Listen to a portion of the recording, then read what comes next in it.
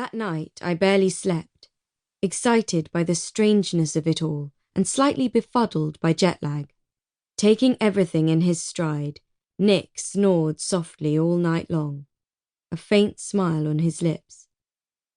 The following morning he worked through breakfast in our room, responding to urgent emails and preparing for the day ahead.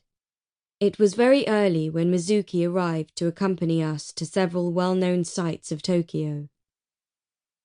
In the colourful bustle of the fish market, our guide vanished from view only to reappear in front of us moments later, her movements unhurried and her smile enigmatic, as though she had never lost sight of us.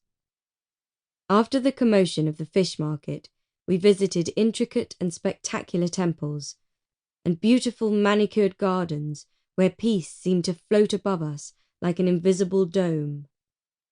Nick and I sat on a bench, and he took my hand as though we were alone. Yet all the time, Mizuki hovered nearby, watching over us. Meanwhile, we gazed around at the beautiful gardens and at one another, as though we were on a second honeymoon.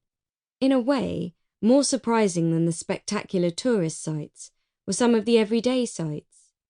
In contrast to humdrum grey manhole covers serving obscure functions in England, the manhole covers in Tokyo were works of art. More than merely colourful and decorative, they showed recognisable images such as a fireman with a hose, making them practical as well as beautiful. I was aware of the Japanese reputation for cleanliness, but the toilets in Tokyo took hygiene to a whole new level. Wherever we went, Mizuki escorted us, charming and unruffled, allowing us to enjoy the tour without having to work out where we were going. After a magical weekend of sightseeing, we arrived at the purpose of our visit and met the manager of the UK branch of the Sekai Educational Agency. The director, Mr. Tanaka, was a dapper Japanese man who spoke very little while Nick and his contact, Suzuki, discussed various proposals. With her rapid speech and lively gesticulation, Suzuki seemed very excitable beside the other members of the Japanese team we had encountered. Mizuki, with her serene grace, and Mr. Tanaka, silent and smiling. The director and I sat quietly as Nick and Suzuki discussed requirements, laid out expectations, and negotiated terms, while Mizuki waited patiently to serve tea. Seated beside Nick on the plane home, I listened to him chatting cheerfully about our visit.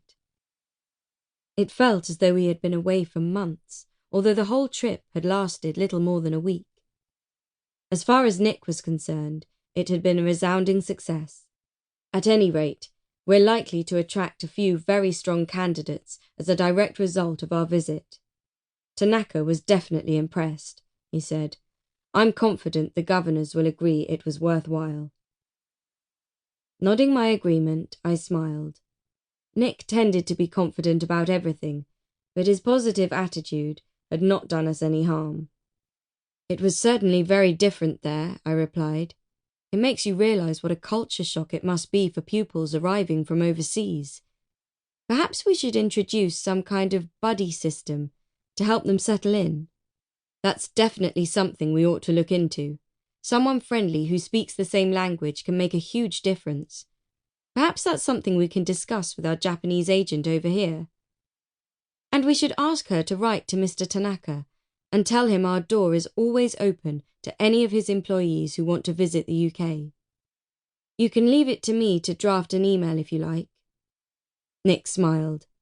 He was an attractive man with penetrating blue eyes that seemed to hold a hint of mischief even when he was looking serious. Sometimes I felt a flutter of desire just looking at his lean body, his biceps straining the fabric of his shirt sleeves. Now that he was a headmaster, he had acquired the added allure of power, and I returned his smile, thinking how lucky we were to have found each other. Chapter 2. I watched Rosie as she glanced around Nick's study, taking in the high bookshelves and